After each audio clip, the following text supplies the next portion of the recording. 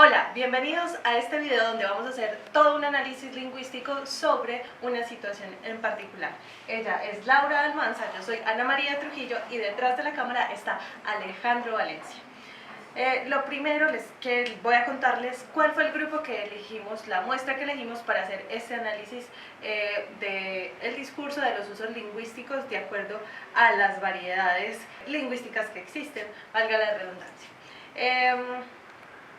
El análisis lo hicimos sobre un grupo de señoras de más de 60 años que estuvieron reunidas en torno a un taller para recordar los usos que le dieron a la guayaba en otra época y todo lo que podía evocar el olor de una sola guayaba en sus vidas.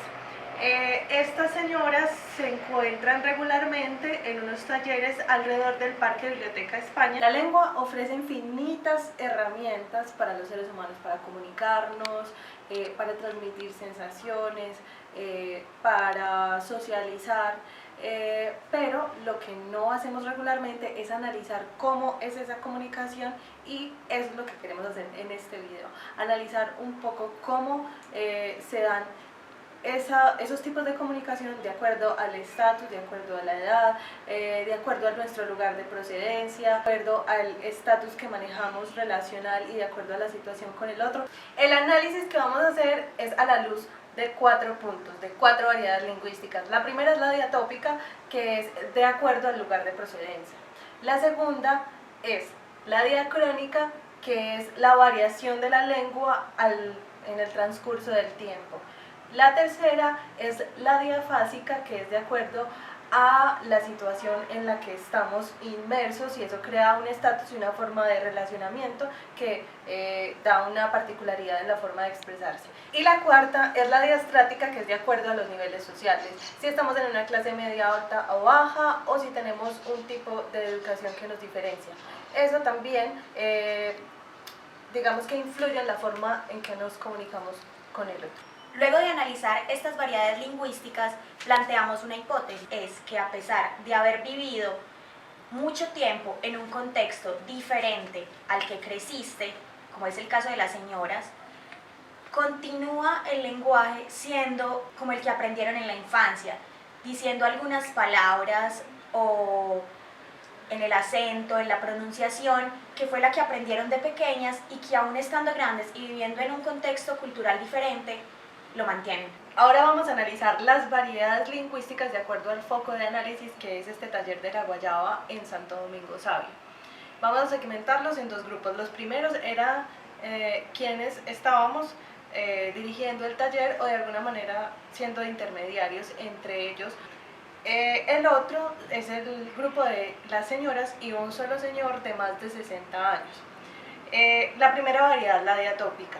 Son señoras y un señor que vienen del campo, que vienen de la ruralidad y se instalan en un barrio popular de Medellín y de acuerdo a esa procedencia que es Antioquia, lo que llamamos paisas, hay un acento que está muy marcado por el ceseo y un alargamiento de algunas de las frases, de las palabras o de las sílabas.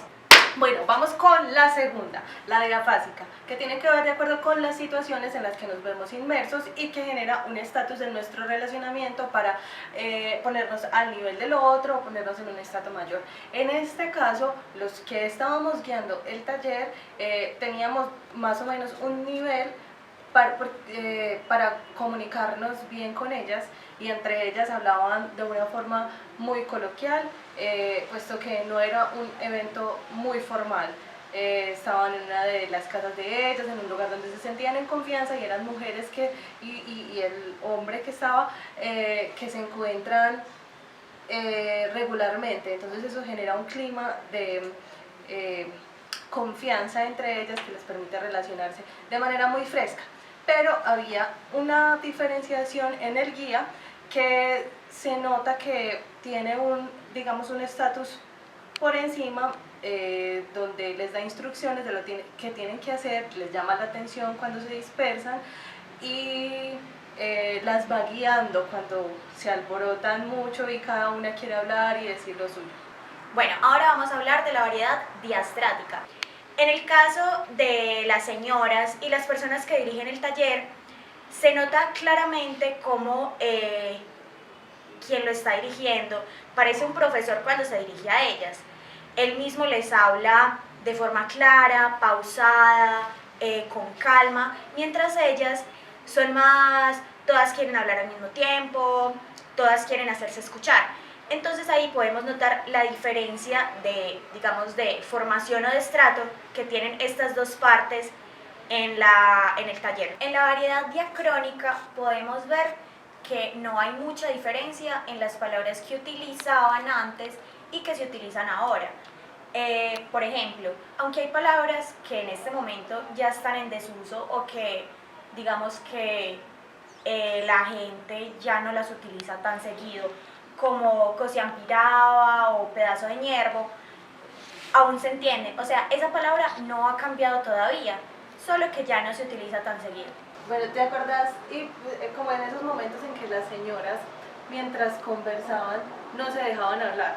Primero empezaba una a contar una historia y luego se metía la otra y empezaba a contar la suya y ninguna terminaba bien la idea o terminaba bien la historia, todas querían hablar al tiempo y ahí tenía que intervenir el guía y decir, bueno, Teresa, cuéntenos usted, o bueno, fulanita, cuéntenos tal cosa, pero esperen un momentico, dejen hablar a tal.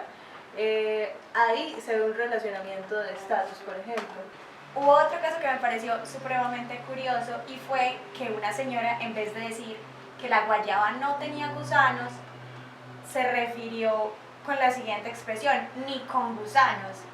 O sea, dijo como que era una guayaba tan buena, ni con gusanos, ni nada, en vez de decir sin gusanos. Me pareció muy curiosa esa parte. Otra de las intervenciones de las señoras era un recuerdo que evocaban cuando empezaron a oler y a comerse las guayabas, que decía, nosotras vivimos en una casa que no eran sino guayabas, pero eso amanecía el tendón de guayabas caídas. Tendón. Primero habría que saber qué es un tendón. No tenemos ni idea de qué es un tendón. Puede ser un tendido, pero bueno, sigue. Lo mismo que las guanábanas. También teníamos un guanábano. Y amanecía eso como una sábana blanca al pie del árbol porque se caían de noche y ¡pum! Se abrían. ¡Ay!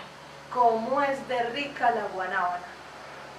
Ahí podemos ver, por ejemplo, que para ilustrar la situación usan algunas semejanzas como la sábana, con el mismo sonido dice ¡pum! Se abrían las guanábanas.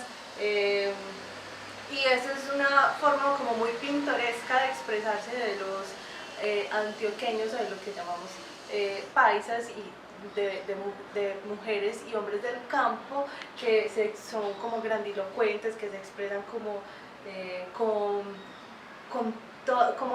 refiriéndose a imágenes, y ella lo evocó de una forma muy bonita. Otra cosa que llama mucho la atención es la supresión de la D al final de ciertas palabras. Por ejemplo, cuando hablan del plátano, que es plátano asado, plátano machacado, o dicen un basado, no dicen un basado, un machacado o colado, no, siempre suprimen la D. Ay, sí, había una cosa muy particular, también era con los diminutivos, contando cómo se hacía un dulce de guayaba, decía ahí se partía pequeñitico y se cociampirulaba. Ese cociampirulaba era como para, no me acuerdo de la palabra, y el cociampirulo reemplaza cualquier palabra y la gente la va a entender, la gente la entiende en ese momento y posiblemente nosotros también lo entendamos, pero es una cosa muy particular como de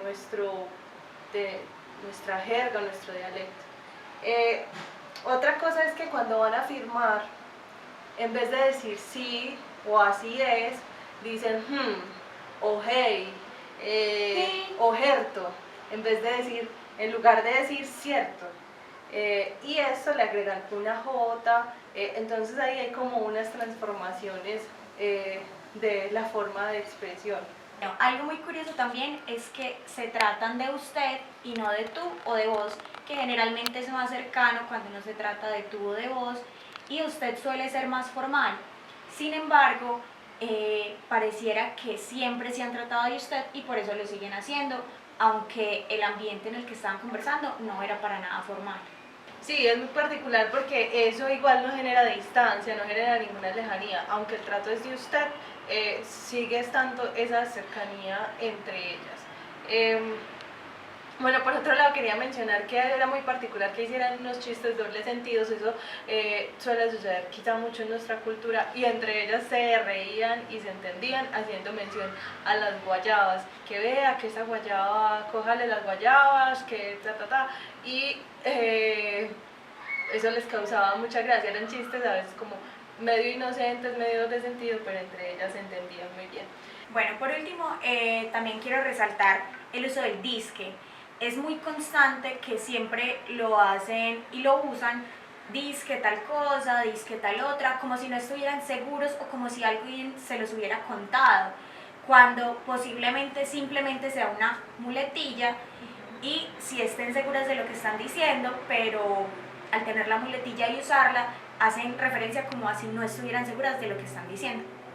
Bueno, muchas gracias por acompañarnos en este video donde estuvimos explicando las variedades lingüísticas. Espero que les haya quedado, así sea un poquitico claro de qué se trataba el asunto. Gracias a Laura, gracias a Alejandra detrás de cámara, y todos participamos muy activamente haciendo este video.